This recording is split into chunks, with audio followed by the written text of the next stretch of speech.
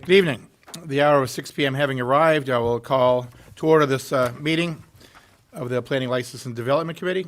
This meeting is broadcast live on the City of Keens YouTube channel and channel 1302. The video is also streamed on the city's website and is posted on the website by the end of the next business day, barring any technical difficulties. Copies of the printed agenda are available in the wall pockets as you enter the meeting room. The public and other city councilors will be recognized to ask questions and comment on the agenda item under discussion. After being recognized, all remarks will be made through the chair, which is myself. I will not recognize an individual a second time until everyone who wishes to speak has had a chance. Anyone who wishes to address the committee is asked to go to one of the microphones in the room, identify themselves by name and address prior to speaking. Written comments from the public will be accepted by the city clerk's office until Tuesday at 1 p.m. I will now call this regular meeting of the Planning, License, and Development Committee to order. I declare a quorum is present. We have a full committee here tonight. The minute taker is participating remotely this evening, so committee members, please be sure to turn on your microphone when speaking. If the minute taker is unable to hear, they will ask that you speak louder or turn your microphones on. With that said, we have 4 items on our agenda tonight. 3 are returning ordinances from the previous PLD committee, which will be brought up. But the first item on the agenda is a recommendation from our Energy and Climate Committee. And who is going to come forward and speak to that, please? Mr. Chair, we have Megan Fortson, planner from our department, and we have the vice chair of the committee with her as well. And another guest is here to answer questions. Okay. Crowd on in. Welcome home. And with that said, we'll get the meeting started. And please identify yourself, and we'll start it. Yes, thank you, Mr. Chair. As Mr. Andrus said, I'm Megan Fortson, planner with the Community Development Department, and I am joined by Ms. Maureen Nebenzal, who is vice chair of our Energy and Climate Committee, as well as Councilor Brian Lake. We are going to be taking you through a very quick and brief overview of the CPACER program, which is a relatively new program, or I should say an updated program that was recently adopted under state law. And CPACER stands for Commercial Property Assessed Clean Energy and Resiliency. The program was previously CPACE and was not a program that could be easily implemented in many communities. So the state legislature took a look at it, added on the R for resiliency, and is now bringing it out to communities as a new voluntary funding mechanism for different projects. So this program is administered through the New Hampshire Business Finance Authority, and the goal is to provide capital for development and energy improvements, and those would be for any building that has a commercial use or buildings that are residential with 5 or more units. The loan and the capital are provided through a special assessment that's done on a property, typically through whatever third-party funder is selected by that property owner for the project that they're pursuing. So here we have quite a few examples of project types, but it's anything related to clean energy, energy conservation and efficiency, resiliency improvements, and then also water conservation improvements. So that can be anything from installing rooftop solar panels on a building that has 5 or more units or a commercial building, or it can be making improvements to your property to mitigate your flood risk if you're located within the floodplain or the floodway. So quite a few different categories that it applies across. This does have a number of benefits for local economic development, and it would really help to stimulate the development of both commercial building and multifamily housing, create more efficient and comfortable buildings that are desirable for workforce and residents, and then increase the property values and tax base without any municipal cost or risk. And then benefits for the developers doing the projects. Basically, you can put investment into a property, but with this program, you are going to be getting a very low interest long-term loan, and that loan is going to be associated with the property itself versus with an individual person. So if you were to sell that property, the next person sort of picks up where you left off, which takes away some of the risks for developers when it comes to making these improvements that are often costly. And then obviously one of the last benefits is that you can improve it says base cash flow. Supposed to say base cash flow while putting less money down. So yeah, I kind of already hit all 3 of those points. There's sort of three different parties that get involved in this process. You have whatever lender is being associated with that actual project. Then you have New Hampshire Business Finance Authority, which is securing the connection between the property owner and the lender. And then you have the city of Keene, who plays the role. And your role would be to amend city code to adopt this ordinance and create it as a voluntary funding mechanism that could be used by developers that meet the certain criteria. And you would also have to establish a district. So that could be that you want the C-PACER district to only apply to downtown. It might be throughout the entire city of Keene. But that's really the role of city council as part of this process. And then there are some, administrative tasks that come in the form of recording documents at closing. But largely there should be little to no impact on municipal staff. Ms. Nebenzahl was going to speak to the Energy and Climate Committee's role in this process and why they think that this would be an appropriate On behalf program. of the Energy and Climate Committee, we felt that we wanted to endorse the C-PACER program because it aligns with the goals set out in the City of Keene's master plan as well as its energy plans. And we think that this would really help in us achieving those goals. And I think, just to make a few quick notes, this really does align with quite a few of the action items that were outlined in the implementation plan that was included as part of the master plan, specifically with the flourishing environment pillar and the livable housing pillar, because two of the goals were to promote smart growth and to prioritize environmental protection and sustainability. Action items related to those goals were incentivizing the adaptive reuse of existing buildings and working with partners to expand and support incentive programs for existing buildings, and then also to remove barriers through housing development by exploring opportunities with state and local representatives to incentivize vacant building redevelopment. So this, in conjunction with the updated 79E program, would provide a decent incentive for commercial developers. Okay. Anything else? Anybody? Mr. Chair, I would just add, our staff's first discussion on this was that, and did some research on it as well and got some questions and answers posed. But I think what we really thought was that this is another tool in the toolbox for economic development that requires very little heavy lifting with respect to the municipality, the city, and so it's just, and again, it's optional for our business to pursue these things, and so that was kind of our initial thought in terms of bringing this on and perhaps supporting that. I think it's about as pretty clear-cut and clean-cut as you can get. Thank you very much.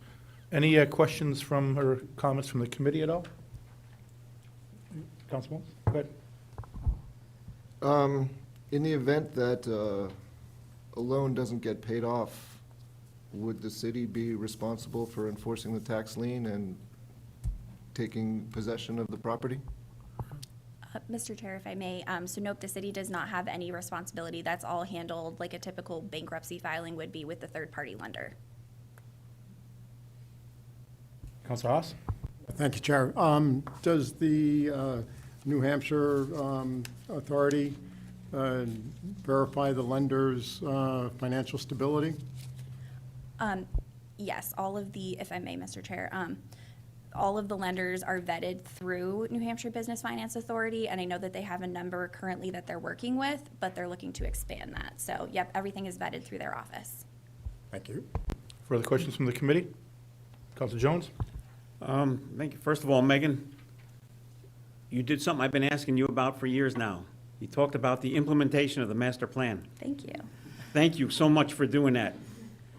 Now we have boxes to check off. Yes. So thank you for doing that.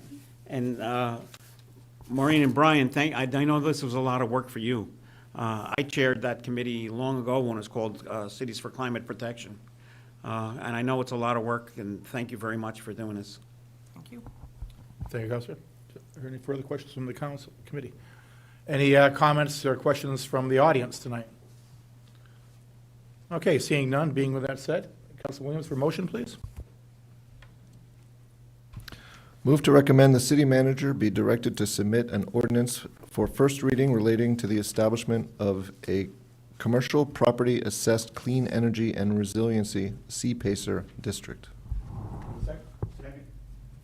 Motion is moved and seconded. Any further comments? Seeing none, all those in favor? Passes 5-0 to go to the full city council. Thank you very much. Excellent you, presentation. Mr. Chair. Thank Thank you you. very much. Okay, moving on to the second item on the agenda will be, the next three will be ordinances to be brought over from the previous PLD committee. And who will be adjusting this ordinance? Mr. Chair, that'd be me. Okay. So we're back to PLD for Chapter 18 of the city code regarding code enforcement, property maintenance standards. And the reason why we're back here is because when it went initially to council, or when it went to council after leaving this committee, there still was a section that, as written, there were some concerns that were expressed at the council meeting. So we did, bringing this back, we looked at that specific section, which is section 18-16, which is in red in your packet. And it's regarding the posting of emergency contact information. This is specifically to section 1816A, in terms of which this section would not apply to the following rental properties. 1, properties occupied by the owner as the owner's primary residence, and 2, properties without accessible common areas available to tenants for any shared use purpose. And that was essentially the focus that we had, and were instructed as such, that was the concern. Everything else remains intact. Okay. Questions of the committee? Hi, yes, thank you. So the way I'm reading this, and I'm reading it from the perspective of somebody who has lived in a house that I rented from someone who lived over an hour away. We were the sole renter of that property, so there was technically no common area other than like our home. Would that make it so the person who owned that property didn't have to come up with someone who is closer than an hour away that would be available in the case of an emergency, the way that this is now written? Mr. Chair, Counselor, the way that this is written, that's correct. If there was no common area for it to be posted, that it would not, for any shared purpose, it would not be required. Do you want to add to that or correct me? City Attorney? Thank you. Sorry, Mr. Chair. Haven't thought that over, but looking at the way this is written, it looks like B2, which I think is what we're talking about, properties without an accessible common area available to tenants will be exempt from Part A, which is that requirement for contact information. So I think that is the way it reads.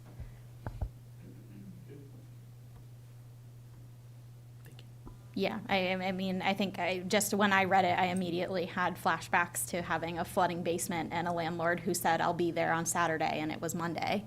So I just was thinking, well, it would have been really nice for someone to be closer than an hour away when someone else couldn't have gotten there. So just trying to think of people in properties that aren't necessarily multi-tenant buildings, but still might need access to a landlord in situations where a landlord is not closely available to come and handle their property.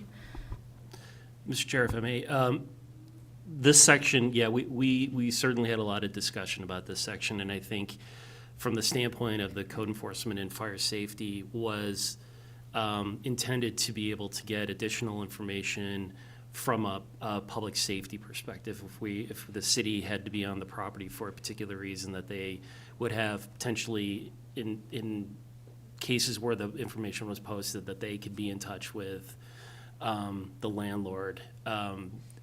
In this case, it wouldn't necessarily be, that was the primary, I guess, from the city's perspective, that if public safety was on the property, that we would have another ability to be able to find out who the property owner is. Got it, understood. Thanks for the clarification. Council Jones?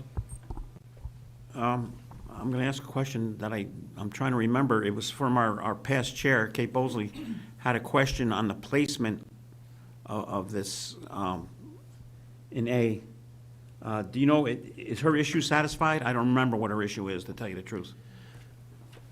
My Yes, I would say affirmatively that the issue was addressed. I think this was considered to be something that was a practical midway point between what was initially being proposed and this. And I think the concern was, not to necessarily speak for her, but that this creates an undue hardship on property owners that are responsive, that are going to be there. But also the fact that, that there wasn't a sense that a property owner has any particular way to, that renters will, the things change within the unit, things get taken down, things get moved away, moved around, and that the property owner doesn't necessarily know that those things are happening. So there was some concern there that I think that the property owner was going to be liable for that, or that was going to be a, somewhat of a liability for the property owner that they didn't necessarily have real-time control over. Thank you. Yeah. City Manager? And I will just add that I think the other concern was there are properties that don't necessarily have a common area where to post. And the concern was whether or not they'd have to post them on the interior of someone's residential unit. And that has been addressed with the revised language. Thank you. Good. Thank you. Councilor Haas? Thank you, Chair. I have a question on another section, but I'll hold till this You can hold on, discussion's. sorry. Any further comments from the committee at this point? Okay, seeing none at this point, and the question to be asked later. Is there anybody from the audience that have anything they'd like to bring forward? Please come down and state your name and address for the minute taker, please, although I'm sure they're quite familiar with it. Oh, I didn't know she was here. Welcome back. Thank you. Thank you for having me back. Kate Bosley, Gun Road, Keene. I just wanted to come tonight to say that I was the one that recommended that this be referred back to committee. There was a lot of conversation back in November in regards to all of the different ordinances that we were altering. And we had spoken with the fire marshal and the code enforcement officers at that point about the complications that could arise from the expectation that this posting would be able to be maintained inside of a person's residential unit. I fully agree that it's reasonable to have common areas posted, but in like a townhouse situation, it starts to get complicated. And as a landlord, I jokingly explained to the fire marshal that I have a hard time getting people to leave smoke detectors up, let alone like a framed picture of myself and a phone number in someone's unit. And so I think this was a great way of addressing that concern. Also, as a landlord, I explained, and I would be happy if we wanted to have the conversation at some point about having this information given to the tenant at the time of the lease signing, and having a document that was signed so that the landlord would have some sort of indication if the city was to ask whether they were able to have access to the landlord's information and emergency procedure, if that was important for the city. But I think that the community development director explained it, that the intention was when there are emergencies or ongoing violations on a site, that the city staff would like to be able to find out how to get a hold of their landlord. I respect your situation that you were in with your flood, and I feel like it's really hard in an emergency situation sometimes. I don't know if lots of people were having floods at that time, but to get people on site, there is a component of time that it does take for people. So if you were able to get in contact with your landlord and weren't satisfied, definitely, I think code enforcement is the next step. But we also have to give people reasonable expectations of what we can expect from individuals to correct in a certain amount of time, especially in an emergency situation. Excuse me. So I did want to just come tonight and say that I supported the changes that were made to this, and that this was just one thing that it got overlooked when we rewrote it and had it back in December. That's all. Hold tight. And I want to thank you for the amount of time that you put into this. I just get it at the last second, so you did all the work, but thank you very much. Being that former Councilor Bosley did bring this back or requested this to come back, is there any members of this committee that have any questions for former Councilor Bosley? Phil? I just want to say, thank you for being, I didn't know you were even sitting out there. So, That's okay. otherwise I wouldn't have brought your issue up for you. No, and I appreciate that. I think I was not able to attend that PLD meeting in December where I could have amended it, so I got it back on the floor that night, or the next week at the council meeting. And we talked about it that night, and you were like, oh, yes, I remember us discussing it back in November. But these ordinances have so many moving parts, and we're making so many changes. Those red line versions are so important. We talked about that night as well, just so we can keep track of all of these changes. And, I mean, and they are living documents, and I think that we just need to revisit them more regularly. Anybody else for the former counselor? You're off the hook, I think. Well, thanks for having me back. Thank you very much. Appreciate it. Is there any further questions of city staff from the committee? Okay. Seeing none, is there any further comments from the audience? Okay. Seeing none. For a motion? Or do you have a question? You're going to pile it last second? I'm going to pile one more question on. Okay. And I apologize, this probably is more in just educating me on the Land Development Code. Okay. But I'm in rereading this again, it struck me, how large a waste container can be put on the curb for 48 hours? I don't mean to couch it that way, 24 hours before pickup, 24 hours after pickup, but I didn't see where we were differentiating the size of that container. So, Yeah, I think we might have to, because I'm not sure that it actually specifies that detail, but yeah, I can't speak to that, unfortunately. Okay. that's fine, thank you, I'll pursue it sideways. Okay. Any further questions, comments? Phil, Councilor Jones? Can I just ask what the significance is of the March 13th date? Is there a reason for that specific date? Counselor, I think you're speaking to the next item, I believe. That would be item number, yeah, it'd be item number 3 on the agenda. Says effective date of March 13th. It's, and on the, Yeah, it does say that. On the motion, recommended motion.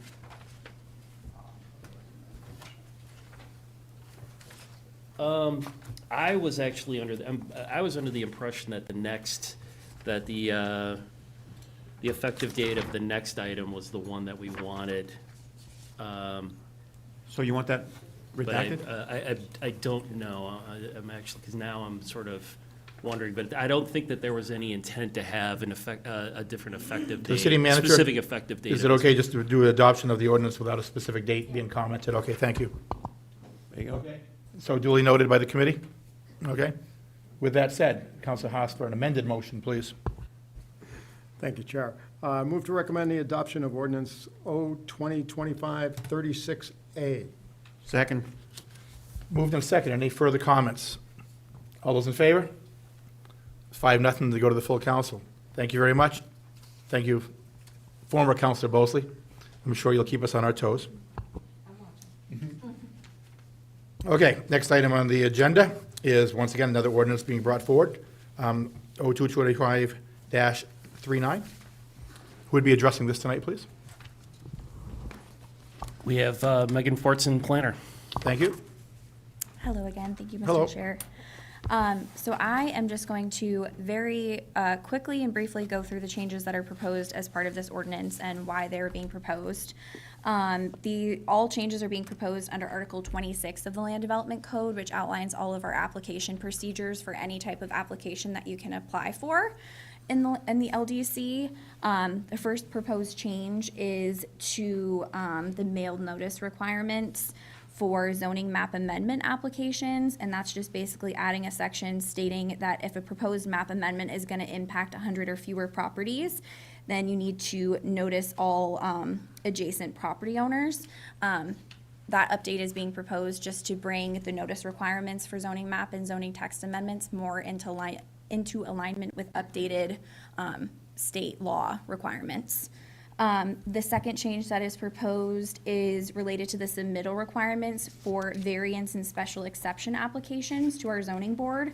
And that's just to remove the requirement that adjacent lots be shown on the plot plan that gets submitted. That's something that the change is proposed at the request of our zoning administrator, just because he has found, going through the application process, that information isn't needed to be shown on plot plans. And then the next few changes are related to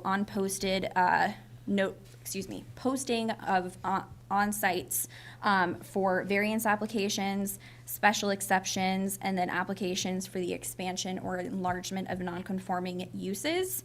Currently, we do not require that a physical sign be posted on properties for these types of applications. And so the proposal moving forward is that when an applicant applies, they come and pick up a sign from our office that says that zoning relief is requested, and it will have our department's contact information. We have noticed as of late that even though we've changed our method of mailing from certified notice to certificate of mailing, letters are still getting to people pretty late, unfortunately. And with our zoning board, there's a very quick turnaround from when applications are submitted to when they're heard. So we just want to give people an increased opportunity to inquire with our office if they have questions or concerns about a zoning approval, or zoning proposal, I should say. The last section is related to defining what a primary entrance is. The term primary entrance is used in two different locations of the LDC. One is under the remote parking regulations, and then one is under the screening requirements for the Land Development Code. And we don't currently have a definition. So the proposal is just to establish a definition for a primary entrance to clarify both for applicants and for staff where that location is on a site, so that they can follow all appropriate regulations. So that's just a very quick explanation. Happy to answer any questions. Okay, thank you very much. Questions from the committee? Councilor Haas. Yeah, thanks, Chair. I'd just like to say that posting the local signs like that, I've found very beneficial when I ride around and I see a sign pop up and something that I had missed elsewhere. So I think this is a great move. Thank you. Thank you, Councilor. Further questions, Councilor Jones? I just want to say thank you. I just looked it up. I asked this of staff on November 29th, 2017, and I have a picture of what they do of the sign that they use in Enfield, Connecticut. So thank you for moving it along. I will tell Ms. Brunner, senior planner, this is, I'm just here on her behalf today, so I will let her know. Yeah, I still have a picture from that day. Any further questions from the committee? Any further questions from the audience? Okay, seeing none, Councilor Jones. Mr. Chair, Oh. I am certain that the March 13th date, effective date, does apply to this item. To this one? Okay, so noted. Thank you. Councilor Jones for motion, please.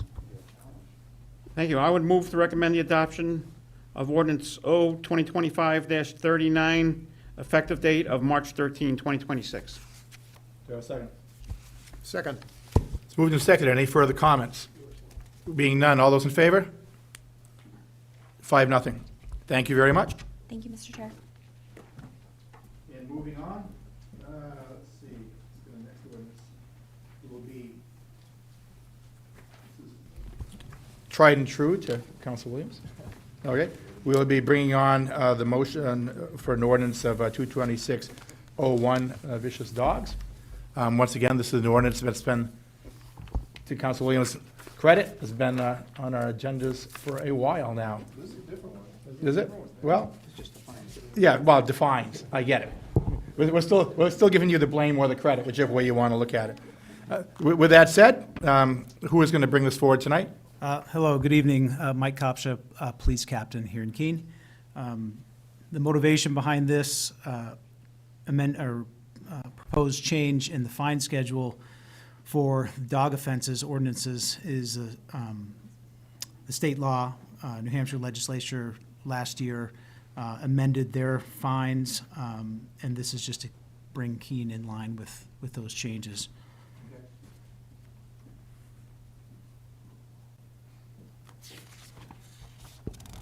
The bulk of the information is the same. You'll see from the amendments, it addresses most significantly addresses the dollar values. There's some added language with third offenses, subsequent offenses for the different classifications in vicious dog and menace dog. But again, the body of the ordinance remains the same. It's primarily the fine schedule that's being proposed to change. Questions? Council Williams? Thank you. We are the Dog Ordinance Committee. I guess my question was under Section 3, where it says for these violations, for the first offense, $400 plus liability for all medical expenses incurred by the injured person. And it's that liability that I just wonder how we're going to implement that, and that's a little strange. I think of liability as something that somebody brings a lawsuit, and instead we're somehow building that into our fines and collecting them in our fines and assessing what the medical expenses are. So could the attorney explain how that might work? Sure thing. Thank you for the question. I thought it was strange as well. My analysis is that, there is a statute for liability between civil parties for this exact issue, for a dog damaging either the person or another animal, which is 46619. Why the legislature used language about liability and put it in the fines and penalties section, not clear to me. It is new language that's not been gone through a court process. Because it's brand new and it's not borrowed from anywhere, I don't know what the intent is or how it's going to be applied. My guess is, since there's language elsewhere in the chapter about liability, this change will just explicitly explain medical bills will be part of that civil suit that could be brought. I don't anticipate any of what the KPD does will change for this. They aren't involved with determining liability, like you said. So whether one party is liable to another for civil damages is not going to be any part of what KPD does. Council Jones? Thank you very much. Captain, I guess my question is to you. I believe in the ordinance there were like 6 different classes of biting. Was it 6 categories? That was a reference from our animal control officer to some of the, it's not necessarily strictly in the language, it's training she's received about how to categorize injuries. Okay, so that wouldn't relate to this at all, then never mind. Councilor Miller? Thank you, and thank you, Captain. My question, I want to make sure that it's on the record, and I've already addressed this with the city attorney, so if you would be so kind as to go over what your answer was to me. But my concern was in reading Section 3, where it states, plus liability for all medical expenses incurred by the injured person, since so commonly a lot of injuries occur to the other dog, because a lot of times dog attacks happen when a dog runs out of their yard after another dog. So are we okay with, okay. Sure. City Attorney? Thank you again, and thank you for raising the question ahead of time, gave me some time to chew on this a little bit. But similar to what I was saying to Councilor Williams, is that it being new language that's not been adjudicated yet, it's hard to predict exactly how it's going to apply. I think it's a little bit odd as well that it says that, damage to the person, when, like you're saying, a lot of times it'll be a pet that's injured. I expect, similar to the way that medical bills will just be pursued, it will be through a civil suit, and I think a civil party will try to collect on both types of bills, and given that 46619 already enables that type of suit, I think that the court will just read that as not being precluded. I think it would be part of it as well. Again, I don't know why exactly they wrote it limited this way in the new language. I don't think it's going to be a barrier, though. Still speculating, but that's my thought. Thank you. Good. Any further questions or comments from? Yep. Questions from the audience? Yes. Come on down.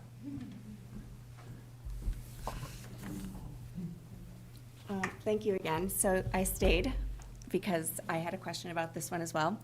And so my question through the chair to the attorney would be, is this required language, this liability section? Because I have a gut feeling that the way that this would be read by an injured party is that the city will have some sort of responsibility in maybe coming up with what this figure might be, or collecting on their behalf this figure. And so where it has not had any sort of process where someone has used it, My suggestion would be to strike that language, and I'm in full support of the additional fines.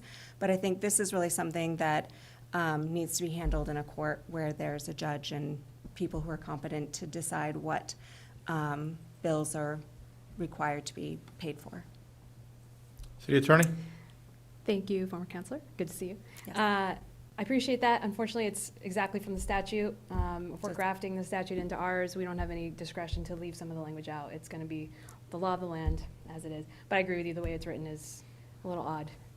So just to clarify, we can't increase the fine amount without adding this language? If we did, it would not be, it would probably be more confusing. It is the law of the land, so if we were to create an ordinance that left out part of the RSA but incorporated some, it would probably create an argument of, well, that's not the law in your ordinance, so it doesn't work here. That wouldn't be true. It is the law of state New Hampshire. So I would recommend against creating that confusion. And if we didn't include this, if we repealed, for example, this ordinance entirely and just didn't have our fines in the Mooney Code at all, KPD would be doing the exact same thing because it's the RSAs, so. Okay, great, thank you. Thank you. As we've seen, combining anything with us from what comes from the state can be confusing and complicated, but if we're not sure, just wait 15 minutes because it'll probably change coming out of the state. Any further comments or questions concerning this? Okay, being none, Counselor, for a motion, please. Right. Move to recommend the adoption of ordinance O-2026-01. Second. Moved and seconded. Any further comments? All those in favor? 5-0 to go to full council. Being nothing else on the agenda tonight, we are adjourned. Your first motion.